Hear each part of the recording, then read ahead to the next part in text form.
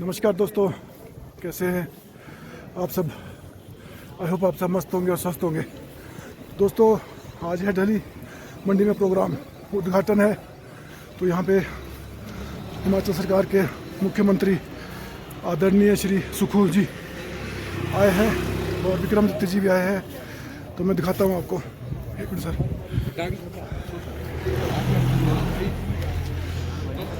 से बढ़ाकर 30 रुपये से बढ़ाकर 15 रुपये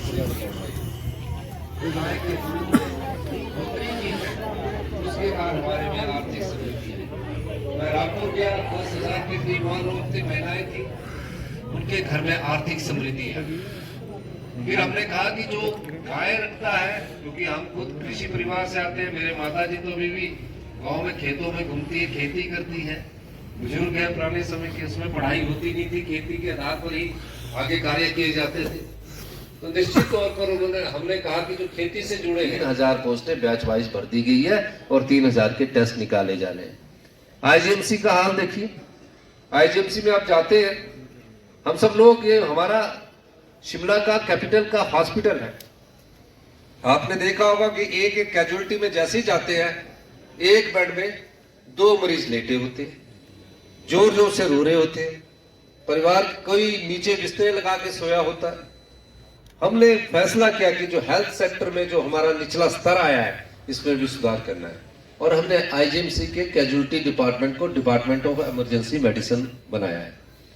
और हमने, और मेरे साथी हरीश जनाटा जी मेरे साथ कई बार आईजीएमसी गए, और हमने डिपार्टमेंट ऑफ इमरजेंसी मेडिसिन बनाया। आज इमरजेंसी मेडिसिन के कारण जो कैजुअलिटी में पहले मरीज आता था, आप देखना एक बेड पर एक आपको मरीज मिलेगा। और डॉक्टर जो 72 घंटे से ऐसा शिफ्ट करने वाले थे, उनको कहा कि 8 घंटे इसमें डॉक्टर ड्यूटी देगा, और जो स्टाफ नर्सेज अभी थोड़ी और इसको स्ट्रेंथनिंग करने की जरूरत है, एक स्टाफ नर्स 6 मरीजों का ख्याल रखेगी। तो इस तरह हम थोड़ा परिवर्तन कर रहे हैं, लेकिन इन सब परिवर्तनों के लिए, अच्छी हेल्थ के लिए, अच्छी शिक्षा के लिए और आर्थिक समृद्धि के लिए हमें जनता का साथ चाहिए, आप लोगों का साथ चाहिए। हम आपको कहना चाहते हैं कि 2027 तक हम हिमाचल प्रदेश को आत्मनिर्भर बनाएंगे, और मैंने बार बार कहा है कि 2032 तक हम हिमाचल प्रदेश को हिंदुस्तान का सबसे समृद्धशाली और अमीर राज्य बनाएंगे। इस दिशा में परिवर्तन होना शुरू हो चुका है। इसलिए हम कहते हैं कि आपके पास अच्छी हेल्थ होगी, अच्छी शिक्षा होगी, आप गौरव से और गर्व से कह सकते हैं कि हम हिमाचल से आए हुए लोग हैं। हमारी सरकार कई और मूलभूत परिवर्तन कर रही है। हमारे फैसलों से आम व्यक्ति को कोई नुकसान नहीं होने वाला। हमारे फैसलों से गांव में रहने वाले व्यक्ति को कोई नुकसान नहीं होने वाला।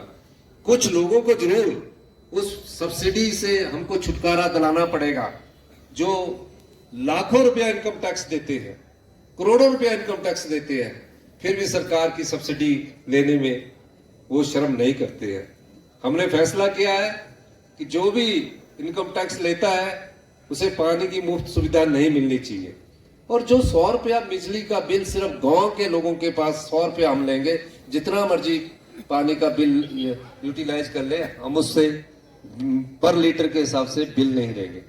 लेकिन शहरों में कई बड़े बड़े होटल बने हैं, शहरों में कई बड़े बड़े संस्थान बने हैं, उसमें हम बिजली और पानी के बिल में सब्सिडी दे, तो हम समाज के उन लोगों का अधिकार छीनकर उन बड़े लोगों को दे रहे हैं जो जिस पर आप लोगों का अधिकार है। हम इस प्रकार से थोड़े फैसले करने जा रहे हैं। उस फैसलों का स्वाद आने वाले 1-2 वर्ष में स्वादिष्ट होगा, मीठा होगा। शिक्षा संस्थान को हम अच्छा बनाने जा रहे हैं। हमने Rajiv Gandhi day boarding school खोलने की शुरुआत कर दी है, उन पर कार्य शुरू हो चुका है। हॉस्पिटल पर हम ज्यादा पैसा खर्च करना चाह रहे हैं, क्योंकि हेल्थ सेक्टर में अगर हम ज्यादा पैसा खर्च करेंगे और लेटेस्ट टेक्नोलॉजी जो दिल्ली में टेक्नोलॉजी मिलती है, उस टेक्नोलॉजी के संदर्भ में हमने बैठकें की है, और जल्दी ही हम वो टेक्नोलॉजी अपने medical college IMC, Tanda, Nerchowk और हमीरपुर में शुरू करने जा रहे हैं। इससे जिससे यहाँ से कोई हॉस्पिटल में आता है तो क्या हो गया, रोड से वो आईजीएमसी आता है, आईजीएमसी के बाद वो पीजीआई चले जाता है, उसको ट्रांसफर हॉस्पिटल हो गया, पीजीआई के बाद वो एम्स भागता है। तब तक बीमारी इतनी बढ़ जाती है, बाद में हम उसको पूछते हैं तो उसका इलाज हो जाता है। तो हमें इन सब चीजें करने के लिए थोड़ा समय चाहिए, क्योंकि जिस व्यवस्था से हम गुजर रहे थे, रूटीन की व्यवस्था, हम उस व्यवस्था के लिए सत्ता में नहीं आए। देखा होगा कि अभी हमने पराला का उद्घाटन किया, पराला में नई किसानों को अधिक लाभ मिले और नई योजनाओं से पराला में से का फायदा हमारे किसान भाइयों को, इस दृष्टि से भी हमारी सरकार कार्य कर रही है। नहीं कि सरकार आई, शिलान्यास किया और शिलान्यास करने के बाद हम भूल जाए। तो एक सीए स्टोर भी मैंने इनको कहा है कि सीए स्टोर यहाँ शिमला में भी इसका बनना चाहिए, तो इसमें सीए स्टोर को भी हम इसमें बनाएंगे। और यहाँ पार्किंग के लिए माननीय मंत्री जी ने कहा है, देखना पड़ेगा कि स्टेटा कैसा है। अगर स्टेटा ठीक होगा तो हमें पार्किंग बनाने की कोई सुविधा नहीं होगी, ताकि ऊपर शिमला में जाने के लिए जो बसों की जो यातायात में अवरुद्ध ना आए, इस दृष्टि से भी हमारी सरकार कार्य कर रही है। आपने देखा होगा कि पिछले कुछ सालों से आप शिमला परमाणु 4 लेन की बात सुन रहे थे। पिछली सरकार ने, जयराम ठाकुर जी की सरकार ने अप्रूवल तक नहीं दी 3 रोडों की।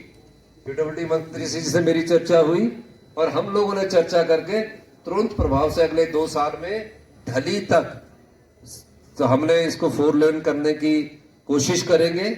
और दूसरी बात, एशिया का सबसे ऊंचा पुल भी हम यहाँ बनाने जा रहे हैं और टनलों के माध्यम से प्रदेश को हम जोड़ने जा रहे हैं। और जो संजौली का हेलीपोर्ट है, ताकि इस हेलीपोर्ट से आए दिन चंडीगढ़ की सुविधा मिल सके, उसका भी हम जल्दी शुरुआत करने जा रहे हैं। आने वाले समय में हम आप लोगों के लिए जो भी योजनाएं लेके आएंगे, वो गांव के गरीब किसान, बागवान और आम जन के लिए होगी। यही मैं कहना चाहता हूं। आपका बहुत बहुत धन्यवाद। जय हिंद, जय भारत।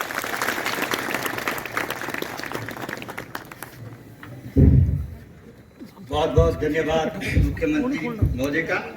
मैं इस मंच के माध्यम से माननीय मुख्यमंत्री जी, उनके साथ आए हिमाचल प्रदेश सरकार के सभी वरिष्ठ मंत्रीगण, सभी अधिकारीगण, इस पंडाल में मौजूद रहे सभी क्षेत्रों से आए हमारे भाई बहन, सभी आरती एसोसिएशन के सदस्य और ट्रांसपोर्टर भाइयों का धन्यवाद व्यक्त करूंगा कि आप लोगों के ने यहाँ पर अपना समय दिया और इस कार्यक्रम को सफल बनाने में अपना योगदान दिया। धन्यवाद। एक बार पुनः आप सभी का बहुत बहुत धन्यवाद। आप सभी से निवेदन है, सभी भाई और बहनों के लिए मंडी समिति और आरती एसोसिएशन की ओर से भोजन की व्यवस्था की गई है। कृपया करके सभी भोजन ग्रहण करके जाएं।